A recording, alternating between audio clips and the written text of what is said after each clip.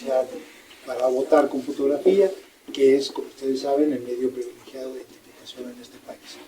De ese padrón electoral que ahorita rebasa ya el 91 millones de ciudadanos registrados, lo que tenemos nosotros son, en este momento, alrededor del 70% de esos 91 millones, tenemos sus 10 huellas dactilares. Esperamos que en un lapso de año y medio, del 100% del padrón, tengamos sus 10 huellas dactilares. ¿Por qué? Porque acuérdense que la credencial tiene una vigencia de 10 años. Entonces todavía hay ciudadanos que tienen una credencial en donde solamente se pedían 2 huellas dactilares, de los 2 índices, de la mano derecha y mano izquierda. Y ahora lo que se está pidiendo como requisito en la renovación de la credencial es que estén las 10 huellas dactilares. Entonces, en resumen, el INE posee más de 91 millones de registros de mayores de 18 años de edad y tenemos, insisto, capturados de esos 91 millones, alrededor del 70% sus 10 huellas dactilares. Ahora, el problema no es qué peligro, como lo mencionas, sino el asunto es que esos datos nos los ha dado el ciudadano al Instituto Nacional Electoral con un propósito específico, que nosotros les damos la credencial para votar con fotografía, con esos efectos, y que ha servido la credencial, insisto, como medio privilegiado de identificación en el país.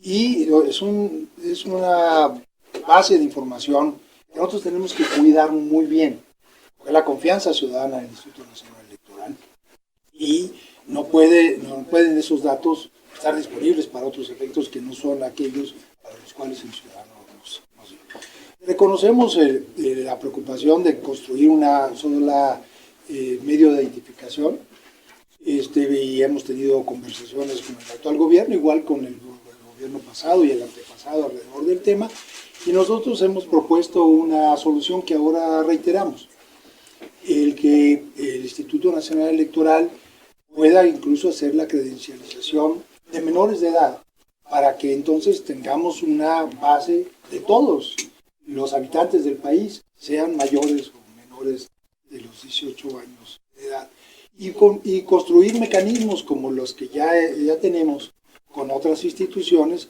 para verificar la identidad de los ciudadanos sin proporcionar a quien está solicitando el servicio los datos que los ciudadanos nos han conferido a nosotros. Señor, yo le quiero preguntar, a la luz de este inicio de año, surgen nuevas iniciativas o propuestas de iniciativa de reforma a la ley, desde ley constitucional para reducir el financiamiento público a los partidos. Hay casos específicos incluso de iniciativas ciudadanas, del partido Morena, y el presidente ha anunciado que se haría a través de una iniciativa preferente. Ustedes, como responsables de la operación y la vigilancia de todo este sistema electoral, ¿qué opinan? Le insisto, son ya muchas. Sí, obviamente hemos seguido muy de cerca toda la deliberación al respecto, y es una decisión que tendrán que tomar los legisladores. Lo que yo opinaría en lo personal es que, eso, insisto, respetando la decisión que ellos tomen, que es lo que nosotros tendríamos que vigilar que se cumpla ya como Instituto Nacional Electoral, creo en lo personal que tenemos que cuidar mucho el principio de que el financiamiento público sea el financiamiento privilegiado en las contiendas político-electorales es un buen principio para la democracia mexicana. Permite varias cosas: mayor equidad en las contiendas electorales, permite que no sea el dinero el factor fundamental en la contienda, y hace más transparente el uso de los recursos y la fiscalización de los recursos públicos. Esa es mi opinión muy personal respecto del tema. Estaremos atentos a la discusión que se dé en el Congreso de la Unión al respecto de este tema para nosotros hacer la parte correspondiente. Ellos, los legisladores, son los que han fijado la base del financiamiento, ustedes conocen. Nosotros simplemente ese recurso entra al instituto y nosotros lo distribuimos tal cual. No es un tope o una base de financiamiento que haya definido en su momento el IFE o ahora el INE, sino son los legisladores los que han definido las reglas al respecto. Obviamente, como es muy conocido, la posición del presidente y de su partido, etcétera, es tiempo de austeridad, e incluso creo que lo pondera más que este factor que usted menciona de las bases democráticas, ¿no? Del cuidado de las bases democráticas, pero por sobre todo exige a los partidos que sean congruentes con la situación del país y que sea la austeridad la que rija. A ver, sin duda, primero que nada, hay que ser muy sensibles a la situación del país. O sea, efectivamente, en el país hay un problema muy serio de pobreza. Los indicadores alrededor del tema los conocemos todos. Y se requieren muchos recursos públicos para combatir el problema de pobreza, mejorar los servicios de educación, de salud, de transporte, de vivienda en el país. Y son cuestiones que sería insensible no reconocerlas como tales. Pero también es cierto que hay que cuidar a la política. Y también el ir, yo diría, en paralelo, avanzando en los rezagos de justicia social que requiere el país, no a costa de lo que hemos ganado en el mundo de la política. Porque a este país también le ha costado mucho trabajo el tránsito hacia sistemas más democráticos. Entonces creo que es un falso dilema decir, vamos a postergar esto en aras de aquello. Yo diría, atendamos el problema de justicia social, de una mejor distribución de la riqueza en el país, de los rezagos de amplios sectores de la población, pero no buscamos la vida política y los avances democráticos que hemos tenido en el país. Gracias. Nada más la precisión, a los tres gobiernos que han pedido el padrón se les ha contestado prácticamente lo mismo, y lo del padrón de los niños nada más a entiendo. O sea, es como novedoso esta idea de que el INE pudiera ser el padrón de los niños. No, la discusión viene, por lo menos a lo que yo puedo atestiguar, desde el 2008-2009, incluso desde entonces se hacía ya referencia a la posibilidad de empadronar a menores de edad. Los argumentos han sido más o menos persistentes a lo largo de estos 3 sexenios de la discusión sobre el tema, la preocupación sobre el cuidado de los datos personales, la cuestión de que hay una gran inversión que se ha hecho en el IFE y en el INE y que se podría aprovechar toda esa experiencia, toda esa infraestructura, esa inversión que ha hecho el Estado mexicano para credencializar a menores.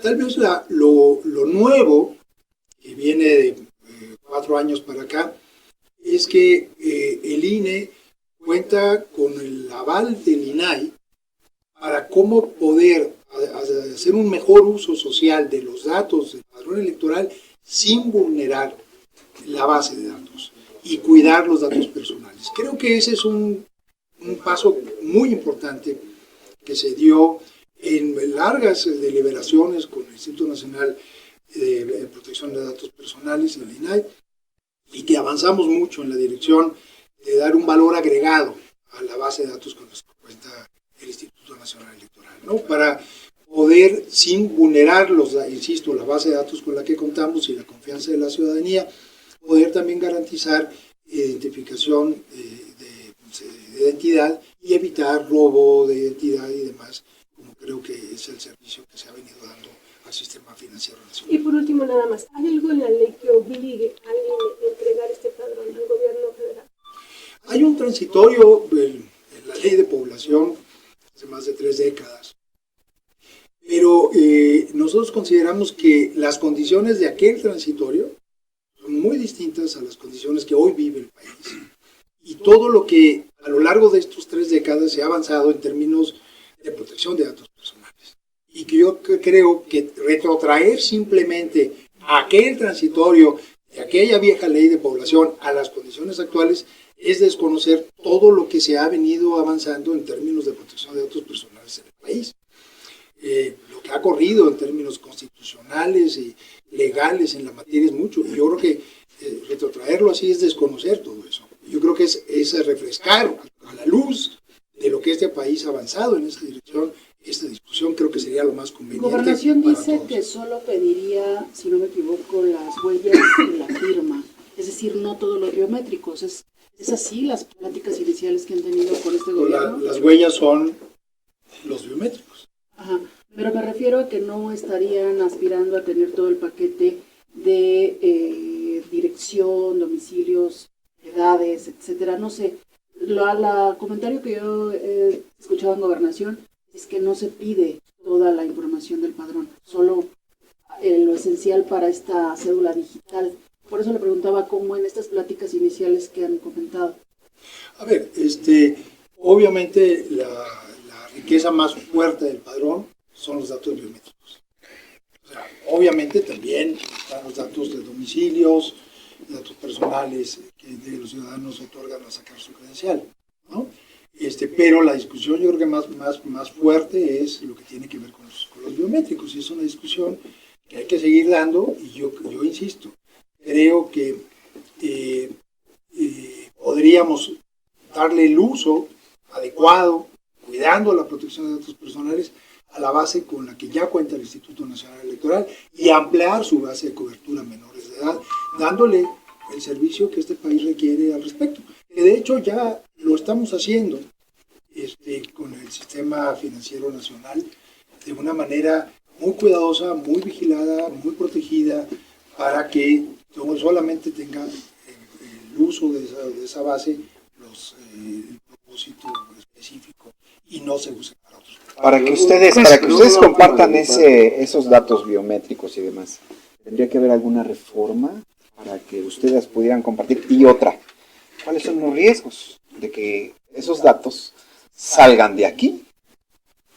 Miren, nosotros pensamos que tenemos que ser muy cuidadosos con la confianza ciudadana, y es algo que hay que cuidar. Por eso es una discusión muy delicada que hay que darla con toda responsabilidad, y nosotros, por eso yo insisto, creemos que a partir de con lo que ya contamos como institución, podríamos, sin hacer ningún otro esfuerzo adicional, dar el servicio que se quiere dar, que nos parece correcto, pero desde la base del Instituto Nacional Electoral. ¿Han pensado incluir el ADN? Este transitorio para sacar estos datos, ¿ustedes harían una defensa legal? Es un tema que todavía nosotros no discutimos porque no hemos llegado a ese nivel. Las conversaciones siguen con las instancias del gobierno federal. Ahorita no es un tema que esté en nuestro horizonte. ¿Han pensado incluir el ADN, con secretario? El ADN en el INE? ¿Perdón? Los datos del ADN los han Nosotros empezado a no los incluir. tenemos. No, pero los piensan en algún futuro, no han pensado en de eso. ninguna manera. No es necesario. Gracias.